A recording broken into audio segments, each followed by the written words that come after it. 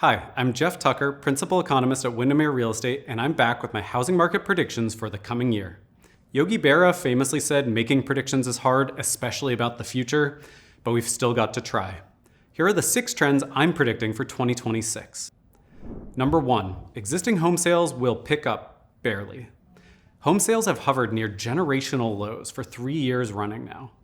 Going into 2026, there isn't much reason to hope for a sharp rebound, but the pieces are in place for a very modest climb in existing home sales. Those pieces are higher inventory than we've seen since 2019 and lower mortgage rates than we've seen since 2022. That combination should be enough to spur somewhat more home sales next year. But the evidence from late 2025 suggests any such gains will not be very large. Number 2, home prices will be roughly flat. Nationally, home prices did grow barely in 2025, but I expect them to stay roughly flat in 2026. The main reason is much higher inventory. Some pent-up supply by sellers who couldn't put off selling any longer has been putting downward pressure on prices.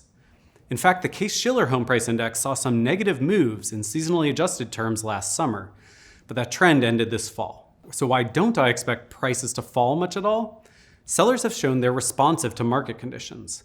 As the market swung in buyers' favor, many homeowners who didn't get the offers they wanted simply delisted their homes, while others decided not to list at all, helping to slow down the breakneck pace of inventory growth from early 2025. Number 3, inventory will climb to pre-pandemic levels. Inventory, or the number of active for-sale listings, is likely to finally return to pre-pandemic levels nationally at some point in 2026, maybe as early as the spring selling season. It climbed substantially in 2025, and the number of canceled listings suggests some shadow supply of homes people would like to sell, but are waiting until they judge the timing to be more favorable. Moreover, I think we'll see a repeat of the trend of discretionary sellers, people trying to sell a home, but only if they get the right price. That willingness to test the waters and hold out for a good offer should push up average time on market, which increases the number of listings available at any point in time. Higher inventory will give buyers a better chance of finding a good fit, and some more leverage at the negotiating table. Number 4, the homeownership rate will decline. At today's interest rates and prices, homeownership remains out of reach for many middle-class Americans who want to be homeowners and who would have bought their first home in different conditions. Meanwhile, rent growth has slowed sharply, so many of those people are content to bide their time and continue renting. A big part of this trend will be more people renting in single-family neighborhoods, as many folks who want to live in a house like that are no longer waiting around until they can qualify for that first mortgage. Number 5, we will avoid a recession in 2026. The US economy withstood several negative shocks in 2025, which left it wobbling but still standing. Yes, payroll gains have slowed to a crawl, but that seems attributable to shrinking labor supply as much as falling demand from employers. And we never saw a big rise in unemployment claims.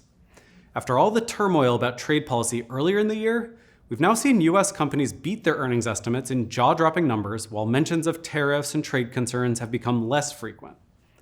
Now the outlook for tariffs seems to point toward growing relief between court challenges and a drumbeat of new trade deals being announced, easing some of the costliest tariffs that were imposed earlier in 2025. Number 6, mortgage rates will decline slightly. Interest rates on 30-year mortgages will likely stay at or below 6.25% for most of 2026. The Fed's shift to a rate-cutting cycle, paired with slower economic growth, has brought 10-year Treasury yields down closer to 4%, while the spread, how much higher mortgage rates are, has gradually shrunk back towards its normal range below 2%. I think that process will continue as the refinance risk on mortgage-backed securities gradually fades. Nevertheless, premature hopes for falling mortgage rates have been dashed repeatedly since 2022, so no one should bank on rates dropping dramatically in the year ahead. So to sum it all up, I'm expecting a mostly stable year with some gradual modest improvement on the most important housing market metrics: inventory, sales, and mortgage rates.